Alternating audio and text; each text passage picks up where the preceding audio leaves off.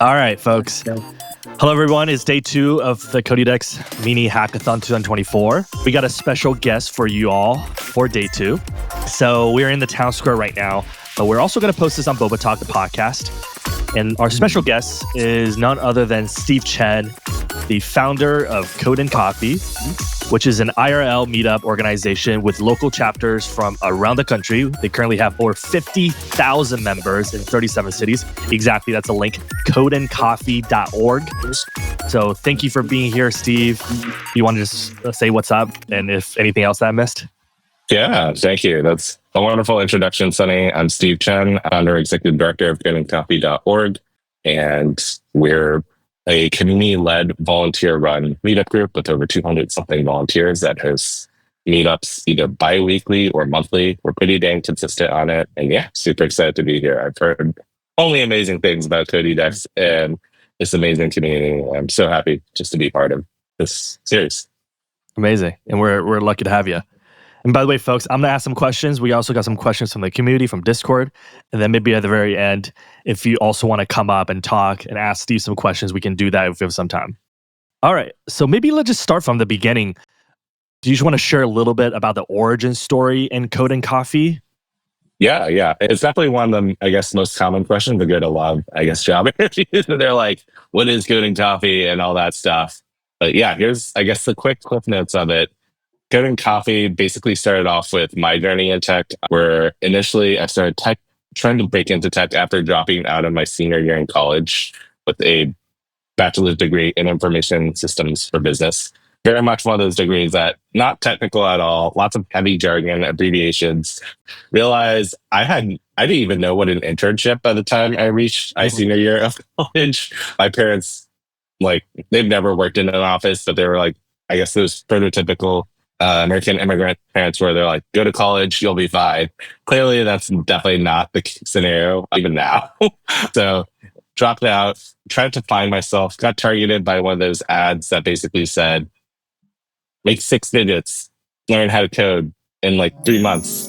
So I was like, wow, that sounds cool. Let me take out 3 0% intro APR credit cards, move down to Fort Lauderdale, Miami, Florida, and take place in this for-profit coding bootcamp. I did that over the course of 3 months in this completely new city I've literally never have been to prior in my life. And at that point, I realized, okay, now I have to find a job in Florida, Fort Lauderdale, Miami, of all places. Realized there wasn't really a tech scene down there. So after I came back to DC, where I'm currently based, I started going to meetups. I basically went to 3 meetups per week. Surprisingly, DC has a very vibrant meetup scene hosted by a lot of employees from the federal government, because very big federal government presence in DC.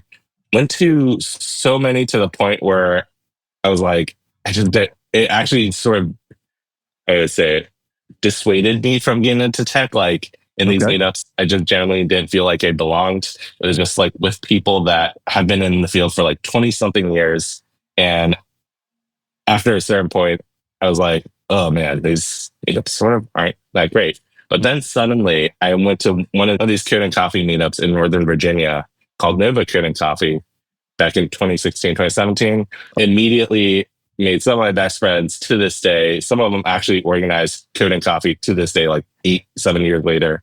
And yeah, the rest was basically history. I was like, this is my tribe. This is what I felt like I really belonged in. And the unique aspects of it was very simple, just a straightforward intro circle at the beginning, and people just naturally gravitated toward each other, just for the fact that it was very informal, it was very chill, very much a co-working sort of situation. People worked on their own projects, networked amongst each other and whatnot. After getting into tech, finding my first jobs through meetups in 2020, of course, you all know, most things went into lockdown. We weren't allowed out.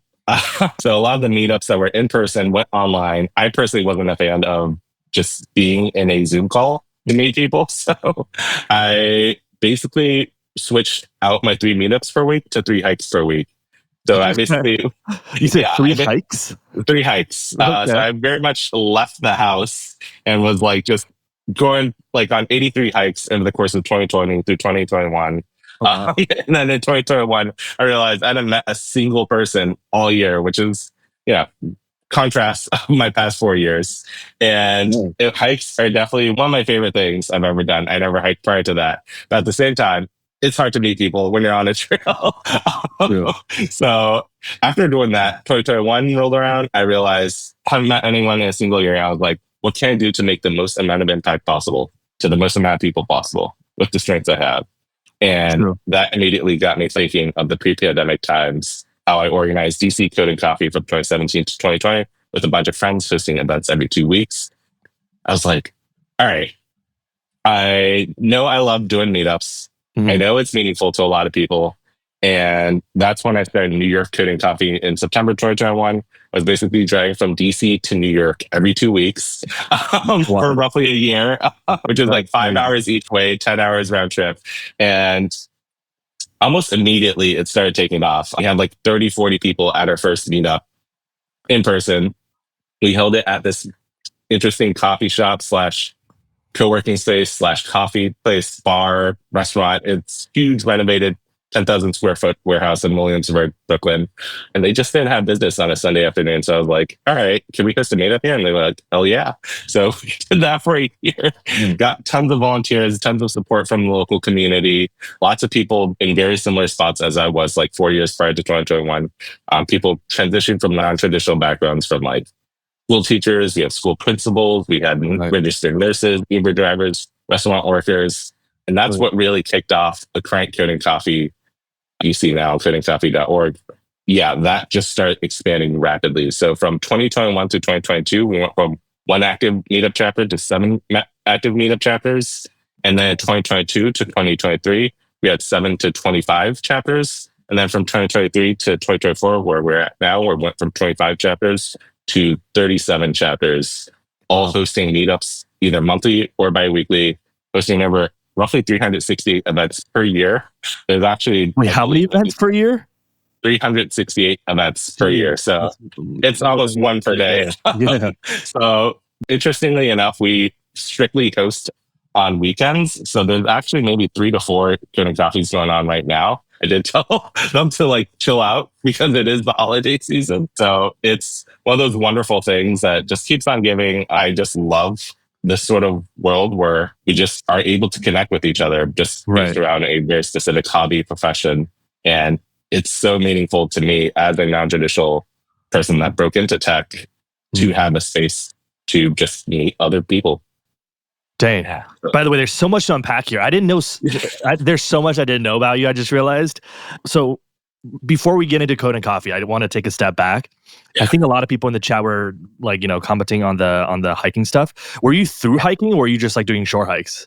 I was just doing short 1 to maybe 3 hour hikes around the DC area. Like after doing it for like a year, everything looks the same. I don't even know where you're going to get. And there's only so many trails. So. Yeah, because I've always wanted to do more hikes. One of my bucket is to get a trail name. Oh, yeah. Cool. All right. Another thing that I think you sort of dropped is I didn't know you dropped out of college. And, oh, yeah. By the way, were your parents also based in DC or no? Oh, yeah. My parents, I lived with my parents while I did that. Like, as a, like, I know, Asian parents, right? Yeah. And I did 6 years of undergrad. So I was this close to dropping out.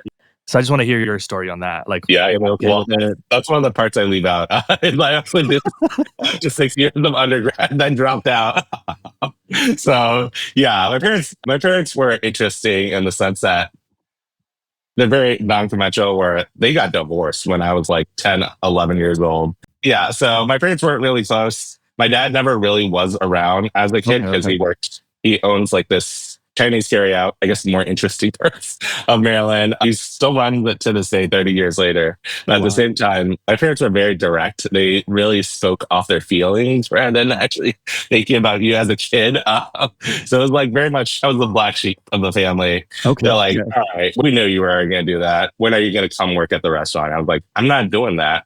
I got like a food delivery job. I did sort of DoorDash, Uber Eats type of thing. And yeah, then went into sort of software, just moving away from DC. So they can really like yell at me around that stuff. So yeah, after doing that entire career shift in my life, they won't tell me it, but they definitely do respect me. Of course. Yeah, I bet. I think I avoided my parents' phone calls for literally 2 years. This is a long time ago. This is like 2013. I was just so like, the Asian guilt. I was definitely that kid. Both my parents were professors, researchers at the top of their fields. So I was always like just embarrassed to like even like pick up the phone because I wasn't doing well in school, And by the way, I did see this on your Twitter bio. Yeah. Were you a competitive Team Fortress player? Yes. Okay. So, was that a reason for the dropout or no? Yeah, I mean that led up to the dropout. Okay. As a kid, basically playing at the highest level of Team Fortress 2, I'm going to drop my Steam community profile in the chat real quick.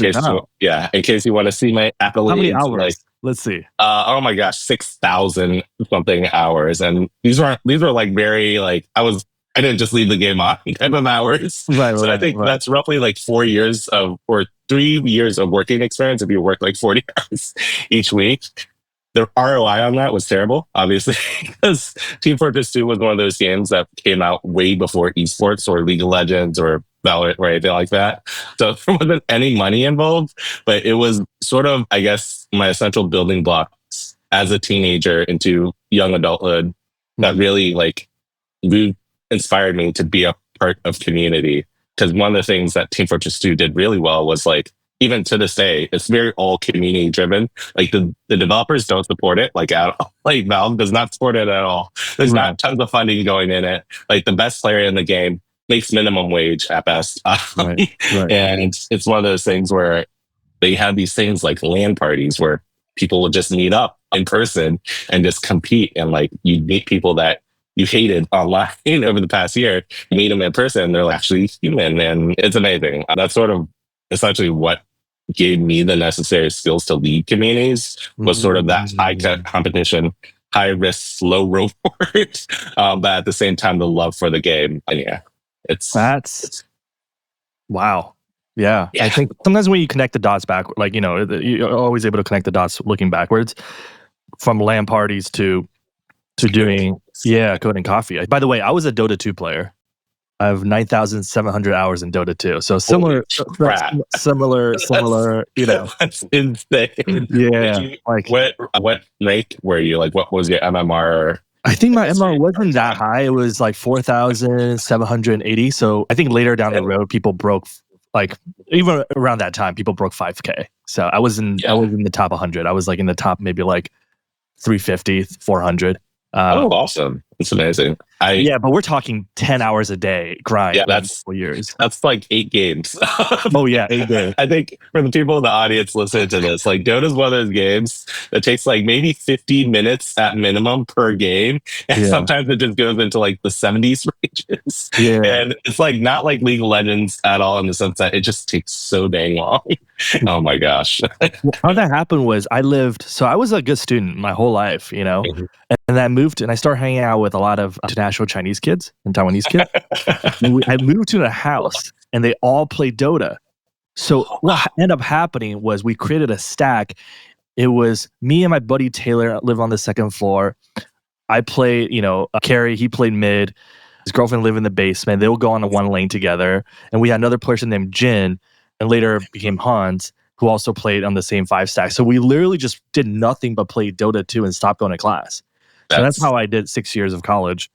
But looking back, I don't regret any of it because, it's wild. Hans, one of our team members, became an angel investor for Codédex, right? I went to his wedding, one of the groomsmen.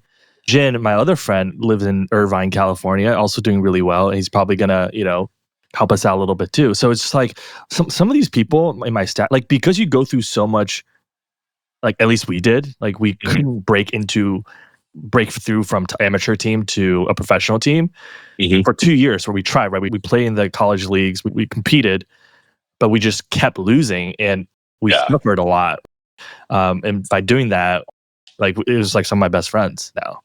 I love that. Just going through the trials and tribulations. By the way, we're way off topic. Sorry. I just got excited. I never talk about this with people. So I'm just like, when I saw Team Fortress, I'm like, whoa, that's I'm very familiar with Dota 2. It's like one of the games that my friends still play it even to this day. I keep up with all of them. Yeah. One last note. Stop. One last note on this. So the 5-stack, we're all in different parts of the world now. Like my Xing is in China, Hans, is in West Coast. But if I get a WeChat from one of them saying, "Hey, yo, Dota tonight," you better believe I'm gonna go on.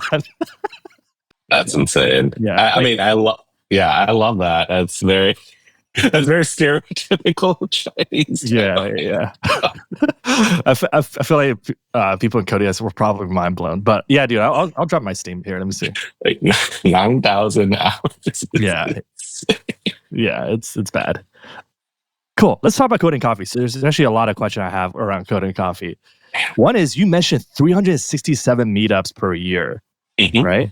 So in my brain, immediately there's like a red flag, which is like, how do you like in the typical startups and tech world, there's always a trade-off between quantity and quality, or speed versus precision, right? So how do you ensure quality for these meetups when there's so many happening all around the country and one a day? Yeah, it is very much setting the proper foundation for all of it. Luckily, as someone that has done prior to the pandemic, maybe hosted 60 to 100 DC Coding Coffees, I realized like the most critical path of all of Coding Coffee is just having the right organizer in place. Someone that, is, and sort of, I guess, alluding to the job interview and tech and whatnot, is someone like you would enjoy working with, someone you enjoy chatting with. So that simple aspect. But then also, at the end of the day, when you think about it, there isn't really anything unique with Coding Coffee besides that we take a very conscious approach to making sure people feel welcomed.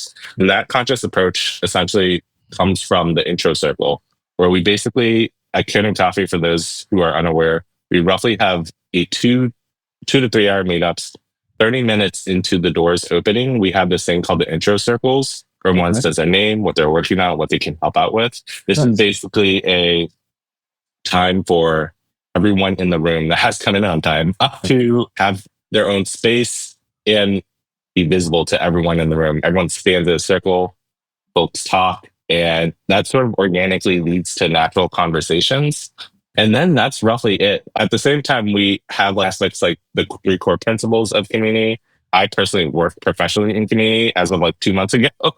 So it's one of those things where... Congrats, by the way. Thank you. I've read a lot of books on this. There's that intro circle aspect is what we call a Communi ritual. What you've probably seen in like, I guess, churches, cults, school, for example, in US, we do the Pledge of Allegiance, I guess, which is very strange as a kid. But as an adult, it's, you sort of realize why they did it. It's like sort of, I guess, propaganda to very much align everyone with like who they are, their American identity, and all that stuff.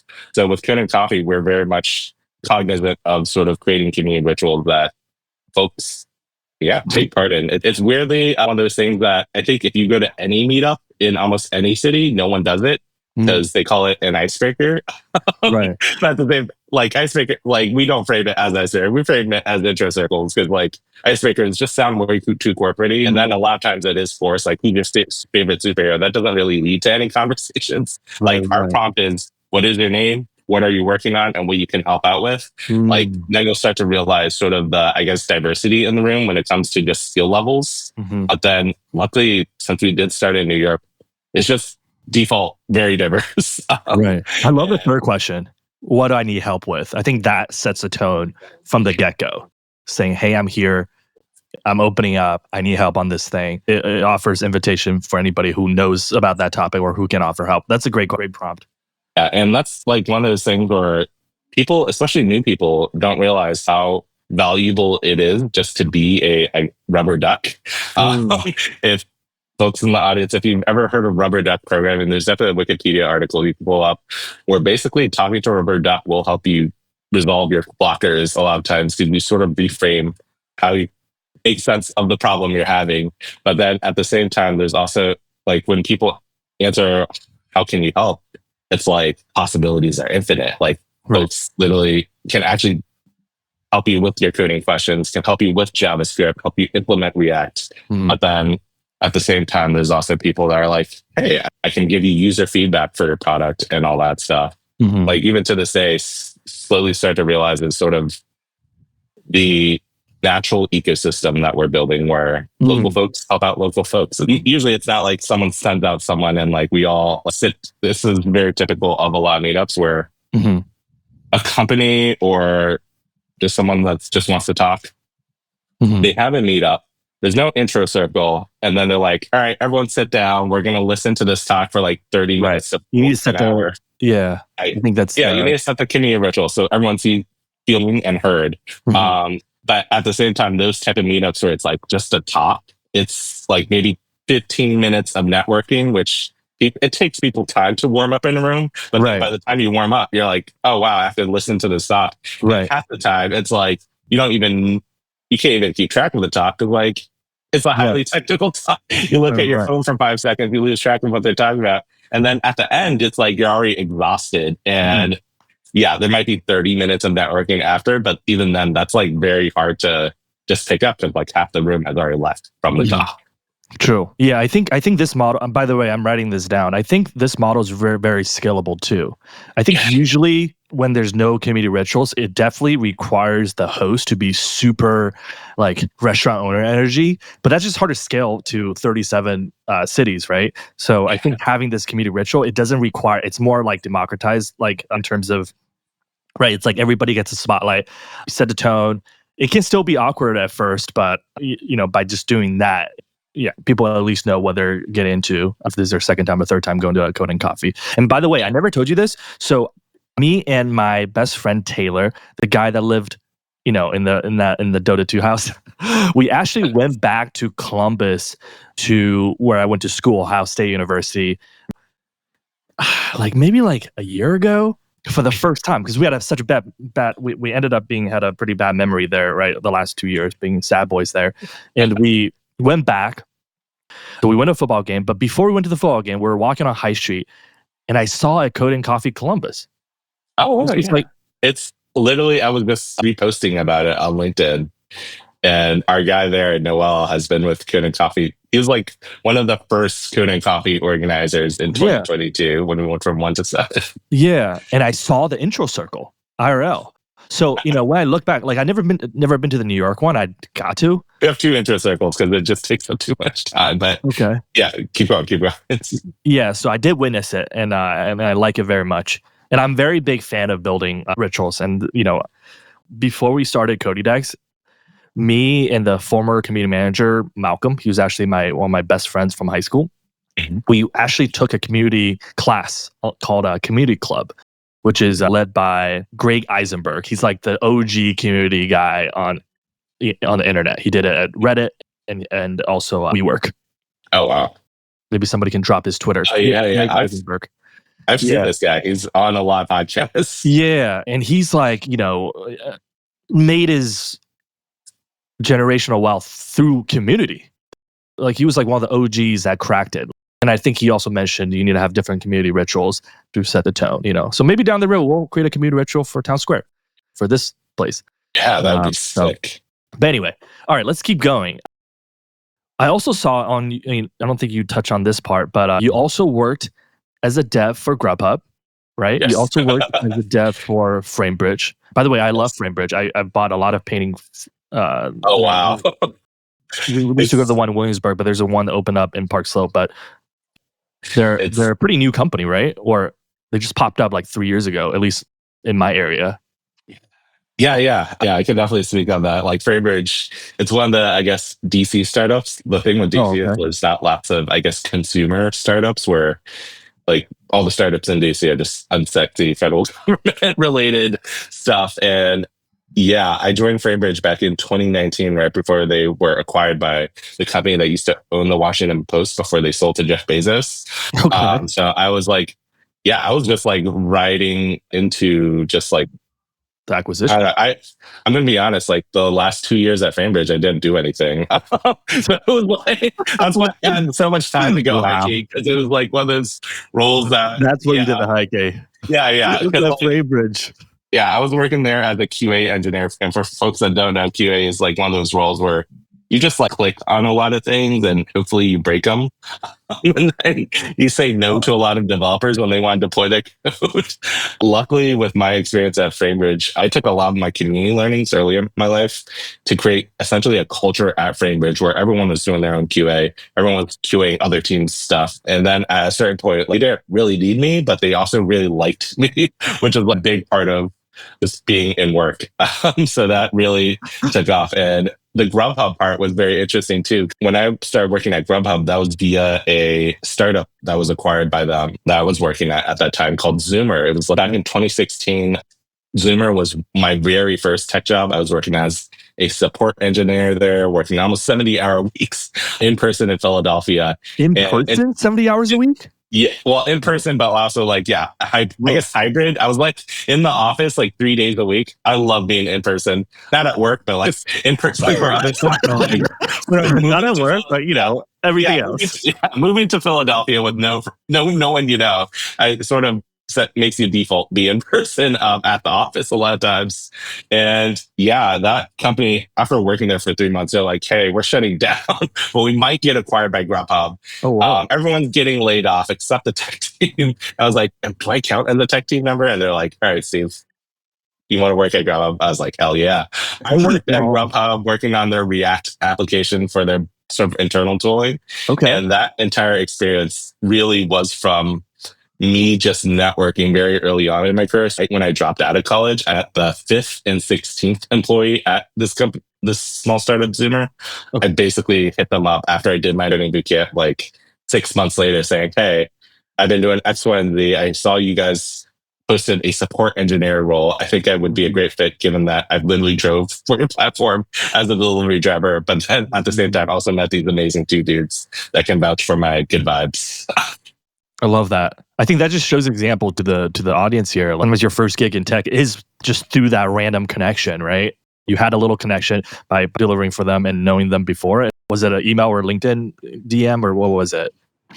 I'm trying to remember. I think it was even just the application form, which is a bit insane too. Because I was like, remember me?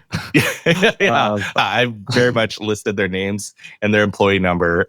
Luckily, at that time, the company was like still under like around 200 employees, so it wasn't too big of a company. And I guess the HR person was like, "Do you know this guy?" And they're like, "Yeah, we remember Steve. He's like the one driver that's like the one Asian American driver in Maryland doing this."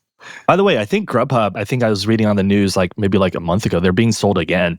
I don't know if you know. Oh, yeah, to like a European company maybe called Wonder, or let me see, Grubhub. Oh wow, that's insane. I was at Grubhub before the acquisition, and they were like the market leaders, but that space is super competitive. Yeah, very super strong, competitive, and then take no prisoners. It's like a dog eat dog world. But I think they're being sold again for like 1/10 of the valuation they were sold originally. So it's a brutal. But anyway, all right. Wow, we cover a lot of ground. So let's. I got another question before we dive some questions from the community. I want to drill this home. Like I want to keep going on this part again. So and this will help me out as well, which is at least in my tech circle and just in technology in general. From everything I read from all my friends who've done this before, my partner was the head of community at Codédex. Scaling an IRL community has always been known to be one of the hardest things in business. It's easy to get started, but it's really hard to maintain, especially like year 2, year 3, year 4. Whereas like a product, it's kind of like you build it once, you millions of people will come back to it, right? So what are some of like the struggles you went through? What are some of the unexpected lessons that you picked up from doing Code and Coffee and get into this scale? Yeah, I love that question because it is very much something I'm actively working on at my current company at Sonar, where we're trying to build a community, in-person community from zero. And the funny thing with Code and Coffee is like, it came relatively easy to me, mainly because the fact that it wasn't a company-led product, it was an actual community-led product, meaning that the local owners or the local chapter leaders of their chapter own their chapter, but like sort of the national organization of Code and Coffee very much supports those local chapters in sort of aligning funding for just like the meetup.com subscription fee, but then also just general best practices. Cause like a lot of the organizers we get for Coding Coffee definitely have like almost zero coding experience, but that is surprisingly what you need, because as you can imagine, the stereotypical developer, pretty dang introverted, especially ones that have worked in the field for like maybe 10 years. They're incentivized to be heads down, be deep in the code, solve all these difficult problems, typically by themselves or with their programming coworkers through Slack interface. They don't have public speaking experience. They don't have all these different experiences. And like I guess one of the lessons I came out of coding or still like deal with at Coding Coffee is that you really need someone at the head that's very adaptable, meaning resilient. Another pillar I would explain for success is sustainable. Sustainable. So like I see when you organize a community, like the two pillars are sustainability and resilience. And how we do that for Coding Coffee is like for the sustainability piece, we only raise money for enough to cover our expenses for a year. We don't like raise crap tons of money. We can, but at the same time, if we do that, there's sort of that expectation to meet the demands of whatever funder or whatnot is sort of in, I guess, Western American society, sort of there's always that expectation to grow and continually grow. And you probably see this with startups as well, where the expectations are so high. The story of my last 10 years. And like that sort of mindset is like, it's very hard to sustain. So there is a wall sometimes. There's lots of walls. And then you have to like very much break through them. With Coding Coffee, like we've nailed down the processes. Like typically a organizer lasts maybe 1.5 to maybe 3 years at Coding Coffee. And I'm always proactive, making sure we plan for that. But then we also have tons of processes in the background to handle various situations, from safety concerns and whatnot to finding venues. That's my main role with Coding Coffee, is interfacing with a lot of external folks and basically convince us to use their space for 3 hours on a weekend, which turns out to be surprisingly easy and straightforward.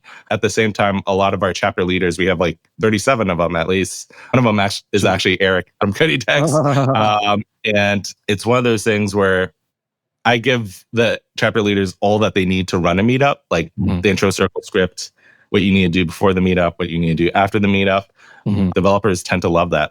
They love that autonomy piece, but then they also love sort of the support aspect. Right. And yeah, it's almost like decentralized, open sourced almost, so it's more scalable. I love you use the word decentralized, because that also triggers this memory in my mind of the Web3 days of 20, where like these things called DAOs, and they're like decentralized autonomous organizations, which to this day, I don't know what a DAO means. Like, it's my best friend like started a Web3 crypto company. Actually, it's like a consumer platform. I lived with this guy for a month in LA, and he created a DAO, and he literally at late nights, we'll be like going to In-N-Out Burger, and he would try to explain what a DAO is to me. And I'm like, dude, I don't get it, man. It's a Discord channel.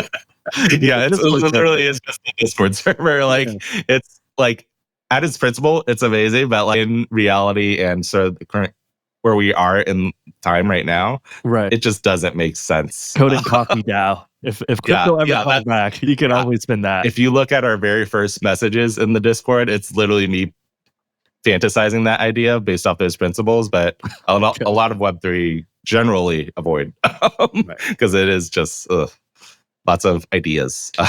plus one. All right, I got actually one more question. This is something I've been thinking a lot about. This is a tough one. This is not written anywhere. This is just I'm trying to piece it together right now. So you said something that I think made me think of this question, which is, you said there are a lot of teachers, former teachers, Uber drivers, going and Coding Coffee, right? So a lot of self-taught learners.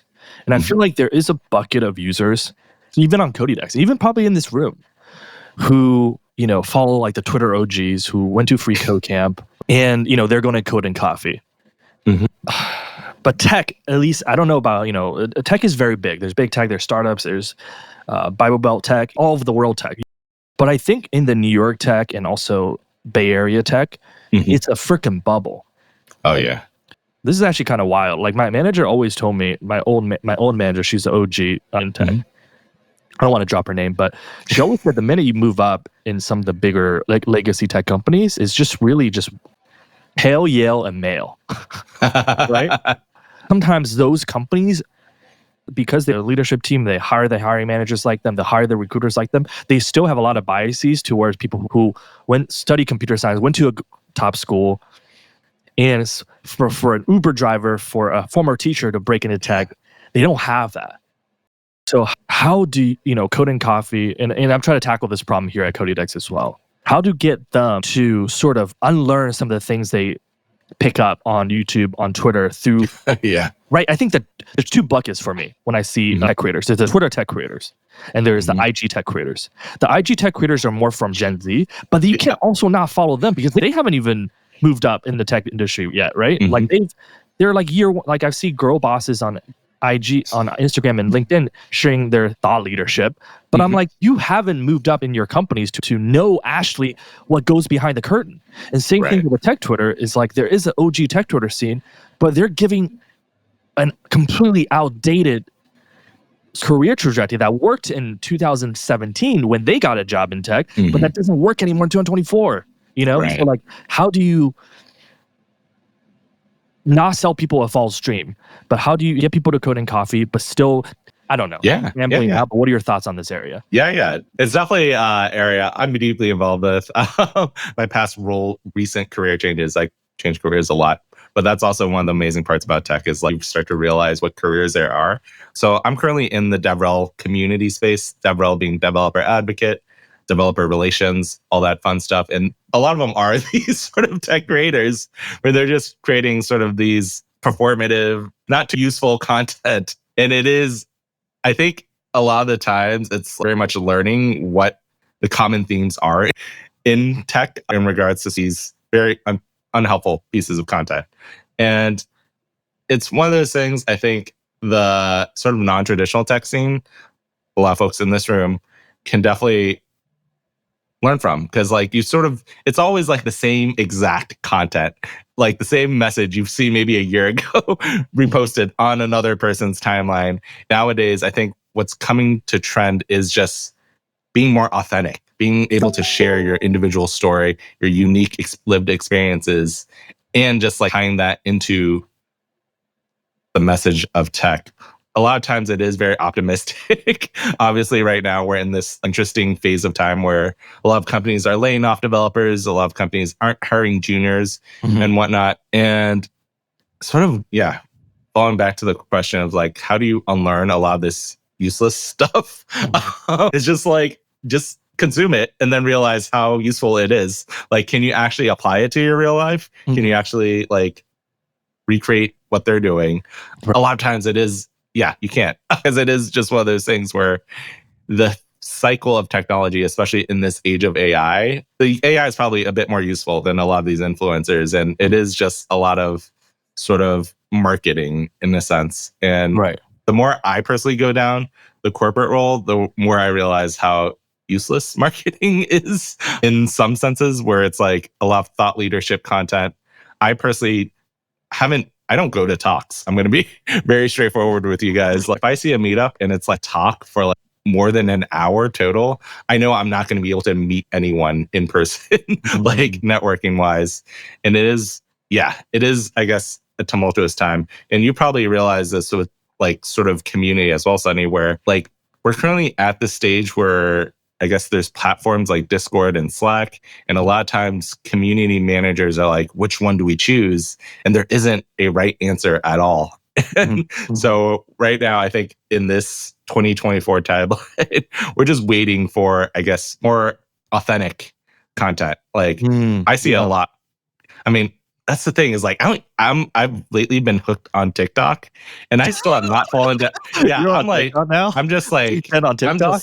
I'm just deeply like just you're scrolling. You're doom scrolling. I'm doom scrolling. So like I am deeply in that, and I still have not been able to come across any authentic content of people in tech. Like, it's one of those big things where, I guess don't follow the noise is how I would explain it. The noise has always been around, I feel like, but at the same time, I think the more you go out to more in-person meetups, you'll start to realize how tech actually is rather than what they showcase on Right. TikTok or Twitter or something. Right.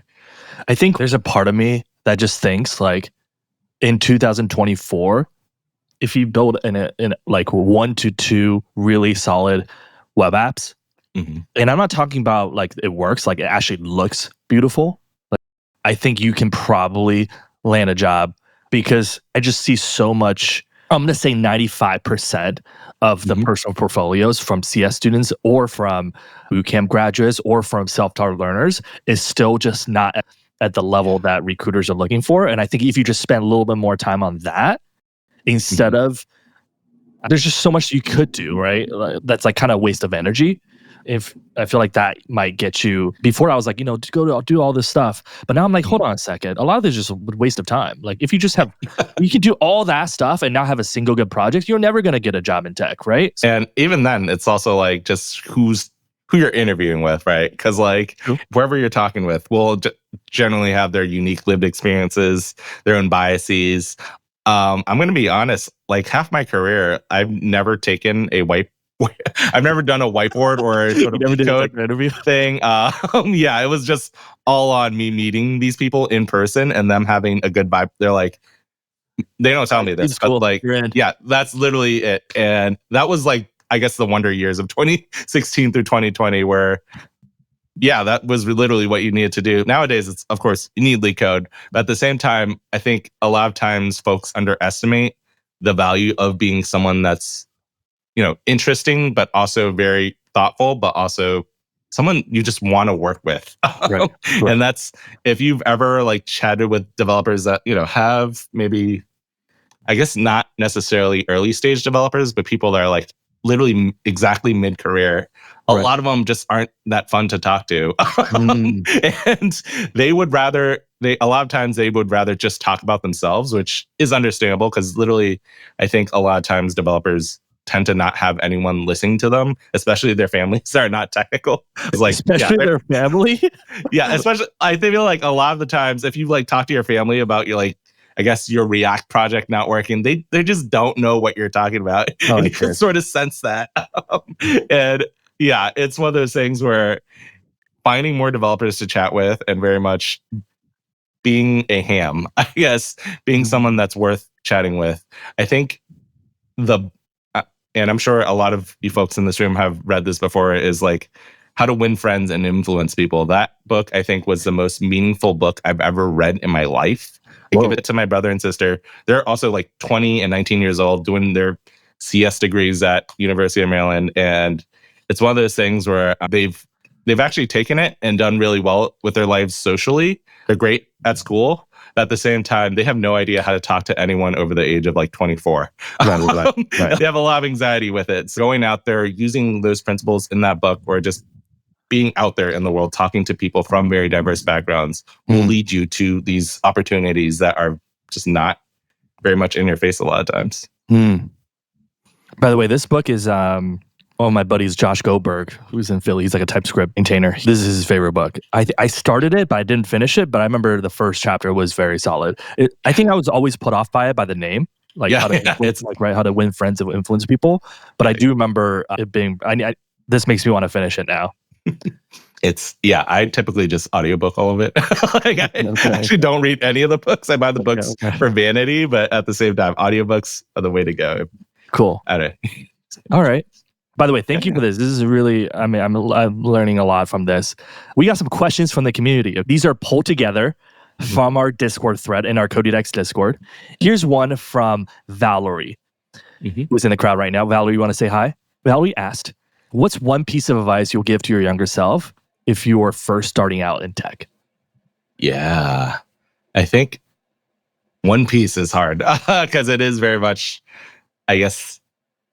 So I guess the golden bullet for all of this is just simply being someone that is enjoyable to be around. I think when I was starting off in tech, roughly in my 20s, like early 20s, somewhere between 23 and 25, I literally was like high anxiety.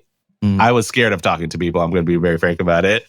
And it was mainly because it's just like, I have no identity. I have no income coming in. I don't have that many cool things to talk about. One of the things you start to realize is no one really cares. Like a lot of people you're talking to really will just want to talk about themselves because like, how many times have you ever chatted with someone and they're like, tell me more about you? And like they just continue talking to you. Like a lot of times when people ask me questions like that, I'm like, I appreciate that. But at the same time, I don't want to pitch me on you myself. I want to find out more about you. And like that's sort of the best way to actually build relationships is simply asking people about themselves in a genuine, authentic manner. And I think that's one of the things I think Gen Z is just doing right compared to millennials like us, where like a lot of the social media content they've grown up with. And it is very easy to tell when someone just does not care. They're not interested. Their body language is obvious. Like they're not even looking you in the eyes. It's one of those things. So I guess my main advice would just be someone that you want to be around. Take into consideration just, learning how to network, how to just speak with people, especially people that are not within your age group, like especially older folks that are like in their 50s, 60s might be very hard to find because they have kids and all that stuff. And like, they're not coming to meetups a lot of times. But if you chat with those people, they tend to have like 40 something years of experience and they're always looking for people that are interested in them.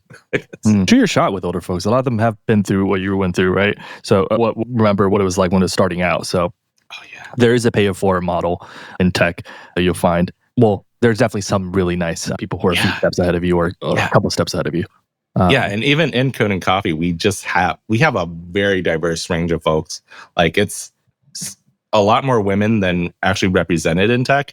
But then we also have like, folks that are in their 50s, 60s, some even retired like veterans, like people of color that run certain chapters, even Eric's Houston chapter as well, where we have this woman, Pamela, who's graduated from Stanford with a degree in electrical engineering, was a professor for like maybe 30 something years. And now she's like in her late 60s and like teaching people like Houston Code and Coffee how to code and all that stuff. And like she just had one of her children had her first children. So she's like a grandma now. And it's amazing the people you bump into just from being in tech and that have these very unique perspectives of life. At the same time, they know a lot of people. Cool. All right. Here's another question from Valentine and Chirag both from Discord. I kind of combine these questions together because they're a little bit similar. Are you looking to expand Code and Coffee into more countries? So that is a very amazing question because Code and Coffee has been one of those groups that has been predominantly US focused. We're not explicitly looking to expand Code and Coffee into more countries at this like exact December 2024 moment. But at the same time, I am open to it, but at the same time, very, very likely I'll say no, because we at Code and Coffee just don't have enough context around the certain cultural, I guess, sensitivities, but then at the same time, legal and accounting aspects of it. So like when you run an organization at Code and Coffee's size, there's always going to be sort of, I guess, other communities that you're in touch with. For example, Women Who Code. It was Women Who Code's basically this organization that's been around since 2014, and they recently shut down. Right, I saw that. It's like I saw that. I think people were like really upset. Right. They were, super upset, very vocal about it, and it was like one of those groups that were explicitly like, no men at all, women and non-binary folks. And me being early in my career, I was like, I want to be part of that, but at the same time, it's one of those things where it was possibly the only space you could be a woman in tech and just not have a room full of dudes. And that's even like today with Code and Coffee, like you're not gonna have more than like 30% women at any single meetup. And that's really it's a big bummer. But then at the same time, I've chatted with maybe one or two of the C-levels at Women Who Tech, the people that actually get paid by the nonprofit. From what I saw, they were in basically almost every country. And then we also had like paid staff, which might have led to the downfall of it. Because with nonprofits, there isn't really a business model a lot of the times. It's very sponsor based. And once you run out of sponsor money, and if you have paid staff, either one, have to start laying off the staff, or two, take out debt to keep paying the staff, or actually 3 is just shut down the community entirely. I don't want to jump to conclusions because they're very, I guess, hush hush, or yeah, very hush hush about it. But apparently, like the board of directors is like, we're going to shut down the community. And sort of with Code and Coffee, we don't, no one gets paid. I don't even get paid a single dollar. I spent maybe like, a couple thousands of dollars trying to start it up. So it's one of those things where we'll likely expand to more cities, but possibly not within the next year. I do like that question because it does get asked a lot. And I'm actually, so I also live, I guess, a double life with Communi, where my current job is this hyper well-paying job at sonarsource.com. And they literally hired me to start Humble flex. meetups. Yeah, they hired me to start meetups globally all across the world. So I will very likely be visiting a lot of countries over this next year, even more countries 2 years from now, and then actually be in touch with folks outside of the US. Because I personally, I'm going to be honest, I have not left the US since I was 12, and I'm almost like 31 right now. Okay. So it is. So I haven't really left the US in a while. Okay. So very much. Well, I'm excited that you're able to travel. I mean, that's awesome. I think that's gonna like mind widening experience, right? And who knows? Maybe you go to another country. You're like, wait, I could do coding. Yeah. And that's the thing is like I don't know. I have like, this is a very trendy word with Gen Z, is like object permanence. I definitely I have the negative. Wait, what's the word? Object permanence, where I think you just don't believe in anything that's not in front of you. Right. I'm definitely that guy. Where there's sort of, I know there's like huge tech scenes in India, huge tech scenes in Western Europe, and huge tech scenes in like Nigeria, Africa, and China, of course. But then at the same time, it's like I only know people there that definitely aren't willing to run a meetup. Yeah, it's sort of like when you open up to the rest of the world, it's hard to sort of keep in scope what's in scope and what's out of scope, because like certain aspects, like finding a venue is a lot cheaper in India than it is in just generally all of the US. Because it is just, different money goes different ways. And sort of my main focus is the US, mainly because we do have money coming in to very much tackle the loneliness epidemic across the US. And but anyways, falling back to that women who code aspect, there's also just like, they expanded a lot. There's also cultural sensitivities they mentioned to me, where folks in one country were confused why they couldn't access the funds in the main, I guess, US area. And also, people, of course, went into debt from that. And it's like one of those things where I'll generally try to avoid any risk. And with Code and Coffee, like sort of the speed of growth that we have had was never expected at all. Like I was like, by the end of my life, I'll just want a Code and Coffee in San Francisco, like just to complement New York. But at the same time, we're at 33 chapters now, and it's one of those, it's a lot. 37 chapters now, and it's a lot. But at the same time, we want to be very conscious of this. So we're actively forming a board of advisors within Code and Coffee, but then also likely an external one on this next coming year to advise us on certain topics like expansion, open source, and whatnot. And we're in a great spot for that. Cool. So, well, folks, if you want to, I think Scorp Brazil, Clark was talking about Japan. Valentine was talking about Greets, right? I think, there's still a lot of meetups I mean, these are pretty big countries, right? So if you highly recommend you all to look up on Eventbrite, Meetup.com, whatever tools, and see if you can even spin up a little de facto Code and Coffee in your city. Just like get some people to meet up, try it out. Even if you get 5 people to show up in Rio or wherever, I think it'll be really dope. Definitely. Don't use the same brand as Code and Coffee. Don't call it Code and Coffee, but call it something like Devs and Drinks. That works. We also have Coffee and Code. We've had that as well. But sort of Code and Coffee, we're trying to very much keep it within Code and Coffee at the moment, because it is one of those things where, no, there's already like, lots of Code and Coffees across the world. But sort of the format they have is like just that boring speaker format. And like, sort of, we're at that point where we've been uniting with a lot of those chapters across the US. We haven't united with all of them, mainly because it is a lot of just reaching out to people and sort of seeing if they would be interested. But at the same time, Devs and Drinks, Coders and Croissants. Actually run a local one called formerly Design and Donuts, now Product and Pastries. There's a lot of just focus on alliteration and sort of the Meetup algorithm. The startup cost for Meetup.com is super high because they got acquired and they jacked up the prices. $300 a year, which isn't super high, but at the same time, it's like when you run a community, you want to run it beyond your lifetimes. You want to make it sure it's sustainable, make sure it's still contributing to the community. And yeah, we're also in that weird time period where there isn't really a good platform that's low cost and effective at discovery. Like Meetup's really, really, really effective at discovery. Like Code and Coffee, most chapters barely do any promotion. We just find people on meetup.com. But that sort of comes with that $300 a year cost. But then there's also Lumo, lu.ma, which is sort of the new competitor in this space, started maybe 2 years ago. They've recently released their discovery feature, which sort of is what Meetup has. But the thing with Meetup is they've been around for like maybe 20-something years. Luma's been around for 2, and they're like, they're not that sustainable at the moment, from my understanding. Right. I think they sold maybe like twice or something or once. The Meetup WeWork, right?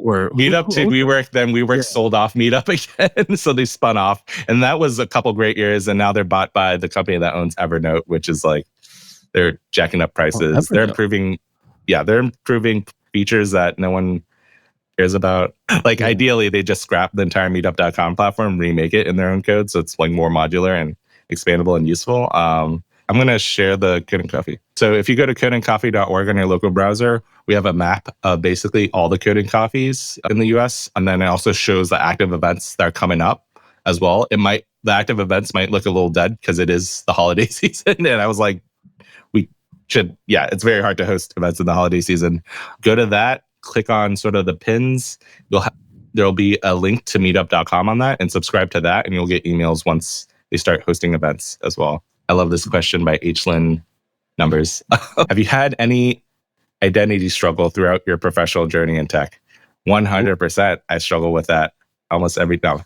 I sort of like a first generation Fuzhou American male. Fuzhou is like this province in China that where a lot of folks, I'm sure Sunny, you might know a bit about this, where a lot of folks from that region moved to the US in search of economic prosperity and all that stuff.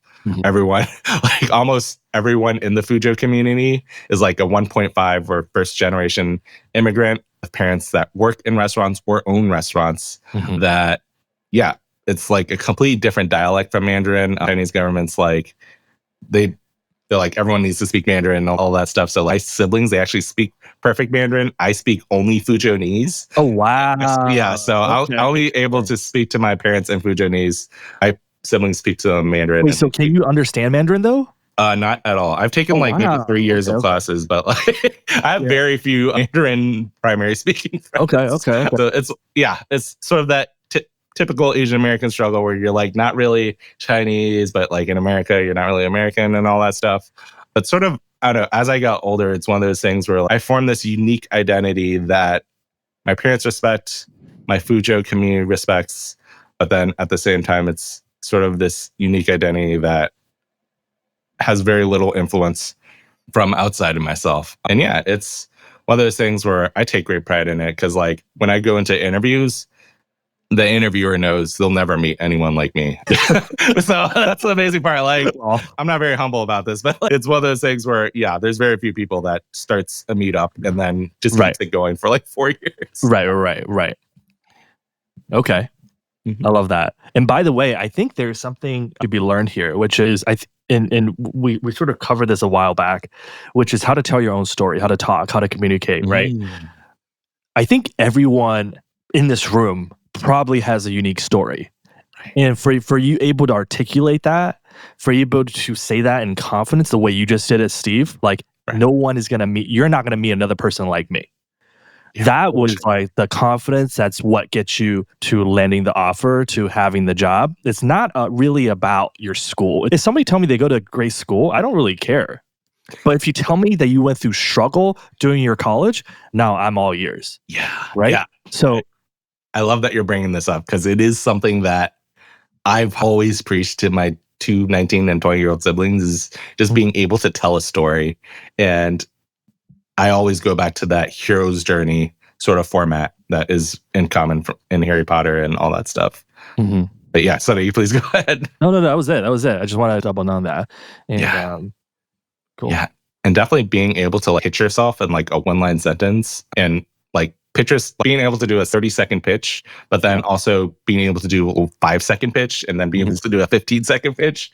If you have those locked down, you barely have to do any talking. Right. Like it's very much if you can hook them to be interested in you, but then you sort of change the conversation to be around them. Right. You'll go places.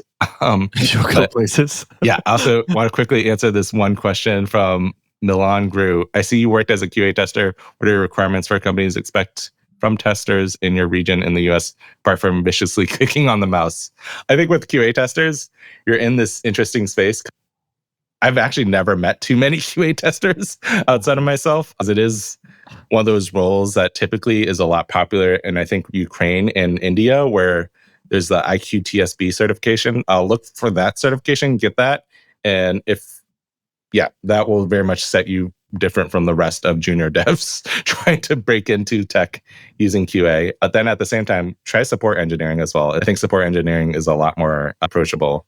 But then there's also a lot of QA startups that are very much trying to make it easier with AI and that stuff. Look into that. But at the same time, it's one of those things that's very hard to talk about because it's naturally very boring. Fair. Cool.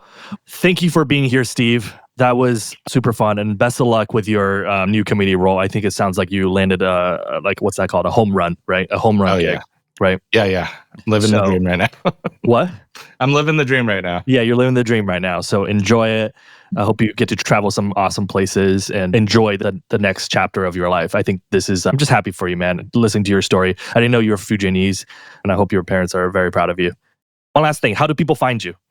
Yeah. So I think right now the main way, ideally, is LinkedIn.com. I'm also willing to accept anyone's connect requests over this next hour, mainly because I get so many. Also, make sure you have an avatar because that I think is the main thing. A lot of developers just forget to do on LinkedIn of all places. Like it's hard to trust anyone without like an actual picture of their face. But yeah, I'm always willing to help or answer any questions folks may have, especially over text. And yeah, because this is definitely something that I have taken great pride in, aspect of being a non-traditional dev that broke into tech, is thriving in tech, and somehow worked in software for 8 years. And now I'm finally in this mostly non-technical role that I get to meet all these really cool people, hear their unique stories, and bring good and coffee to the masses. Yeah, thank you for being here, Steve. And thank you all for being here. Happy Codédex Hackathon Day 2. I think that was a great session. Thank you for having me. Cool. And best of luck in 2025. I hope you guys do great on your hackathon projects. Bye. Peace.